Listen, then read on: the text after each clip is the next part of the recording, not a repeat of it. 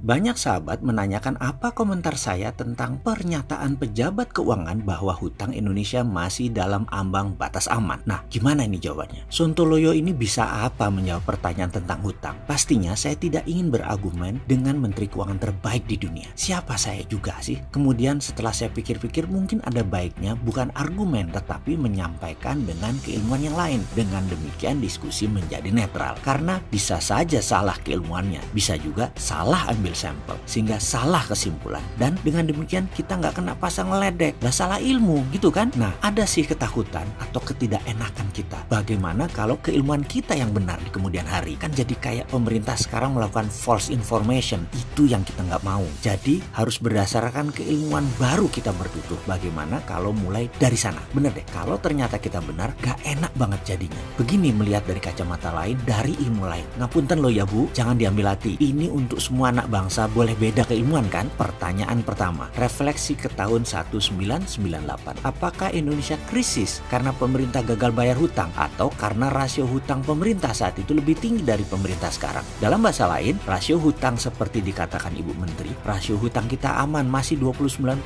dari PDB, di mana batasnya 60% sebagai batas bahaya atau krisis. Kembali dipahami pertanyaan pertama. Di Indonesia di tahun 98, krisis karena rasio hutangnya tinggi atau karena gagal bayar hutang. Fakta adalah di tahun 1998 rasio hutang kita di batas aman, dalam kurung baca seperti sekarang. Tetapi dalam sekejap rupiah melemah jadi 15.000 dan Indonesia gagal bayar, menjadi negara paria, menjadi negara lumpuh. Jadi kembali ke pertanyaan rasio aman. Kita aman secara buku, namun rentan secara kemampuan bayar kalau rupiah mendadak jadi 17.000 atau bahkan jadi 20.000. Kita Indonesia langsung lumpuh. Setuju dengan keilmuan sederhana ini atau masih percaya rasio aman, artinya aman 100%?